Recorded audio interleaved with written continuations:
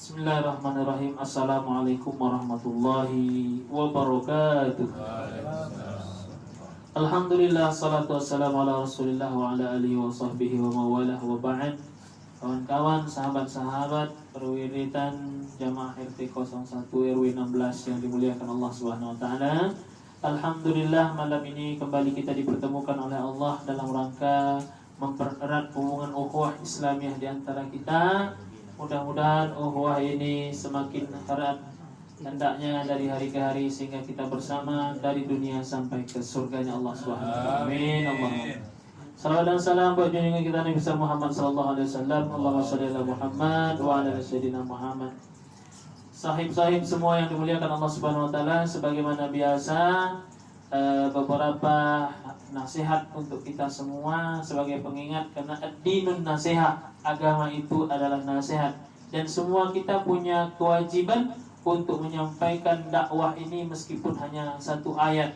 Kata Nabi, balighu anni walau ayat, sampaikanlah dakwah yang ada itu, sampaikanlah kebenaran itu, sampaikanlah dakwah itu walau ayat, meskipun hanya satu ayat yang kita tahu. Maka pada malam hari ini saya ingin menyampaikan satu hadis yang mudah-mudahan bermanfaat untuk kita, memotivasi kita dalam menjalankan hidup dan kehidupan ini. Hadis ini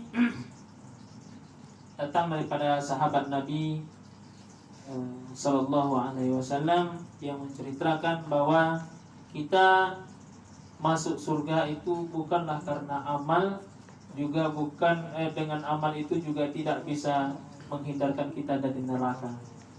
Bunyi hadisnya adalah la yudhilu ahadam minkum amaluhul jannah wa la yujiruhu minan nar wa la ila ana illa birahmati minallah, rawahul Muslim. Artinya, amal ibadahmu, kata Nabi sallallahu alaihi wasallam, tidak bisa atau tidak cukup untuk menghantarkan kita masuk ke dalam surga. La yudhilu ahadam minkum, tidak bisa memasukkan salah seorang di antara kalian ke dalam surga. Wala yujiruhu minan nar, juga tidak bisa menghindarkan kita daripada neraka dengan amal itu tadi. Wala illa ana, kecuali tidak terkecuali dengan aku, kata Nabi. Illa birahmati minallah. Ternyata yang memasukkan kita ke dalam surga itu adalah rahmat dari Allah Subhanahu wa taala. Kalau kita berpikir bahwasanya benarkah amalan kita ini memasukkan kita ke dalam surga, cukupkah amalan kita ini memasukkan kita ke dalam surga? Rasanya salat kita jauh dari kata khashiin, salatnya orang-orang yang khusyuk. Sikap kita sehari-hari jauh daripada orang yang sabirin, yang sabar. Ketika kita memberi, jauh dari kata mukhlisin, ikhlas kita. Sering kita kadang-kadang lebih mengungkit-ungkit apa yang kita beli, sehingga orang yang memberi itu sakit hatinya, sakit perasaannya, karena pemberi dari kita sebut-sebut depan orang banyak. Jadi mungkinkah amalan kita ini sanggup membawa kita kepada surga?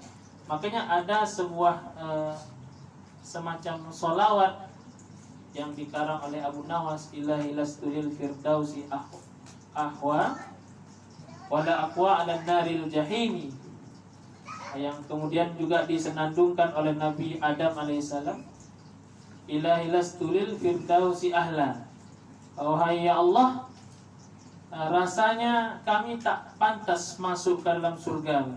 Wala aqwa ala naril jahimi, akan tetapi kami juga tak kuat masuk ke dalam neraka-Mu ya Allah. Yang artinya amalan kita jauh dari kesempurnaan. Mungkinkah amalan itu memasukkan kita ke dalam surga? Tidak.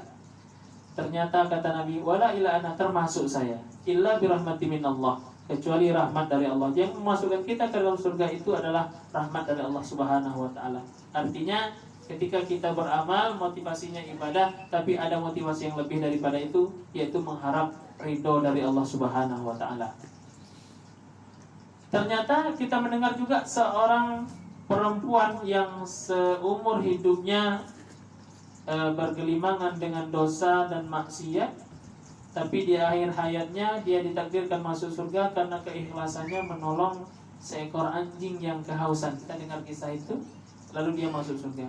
Lalu kita mendengar juga ada seorang yang memelihara kucing, lalu dalam pemeliharaannya kucing itu mati karena tak diberi makan, padahal dia ahli ibadah, dan dia pun masuk neraka gara-gara kucing ini tadi tak diberi makan.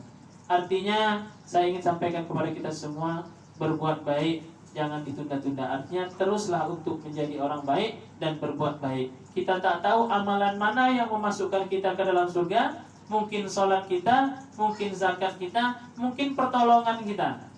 Misalnya nolong orang sakit gigi, dicabut giginya gratis pula. Nah, insya Allah itu masuk surga ya. Atau menolong janda ya, just menyelamatkan. Tak tahu kita amalan mana yang membawa kita masuk surga. Atau mungkin ada kita melihat hewan semut dalam kesusahan, terjatuh dia di dalam genangan air, lalu kita dengan ikhlas kita tolong. Mungkin itu menjadi asbab kita masuk surga karena hadir keikhlasan kita. Wallahu alam, kita tak tahu. Maka daripada itu, para ulama-ulama terdahulu seperti Imam Syafi'i, kalau dia menulis lalu kemudian ada nyamuk hinggap di tangannya, tak dipukulnya, tapi dibiarkan nyamuk itu kenyang lalu terbang. Mungkin di situ pula belas kasihnya terhadap sesama, mungkin itu pula yang memasukkan dia ke dalam surganya Allah Subhanahu wa taala. Ini motivasi untuk kita semua, teruslah berbuat baik karena kita tidak tahu amalan mana yang memasukkan kita ke dalam surga. Maka jadi orang khairun nas anfa'uhum linnas. Jadilah orang yang paling banyak manfaatnya untuk orang lain. Inilah nasihat pada malam hari ini. Mudah-mudahan ada manfaat untuk kita semua. Amin ya rabbal alamin. Assalamualaikum warahmatullahi wabarakatuh. Waalaikumsalam warahmatullahi wabarakatuh.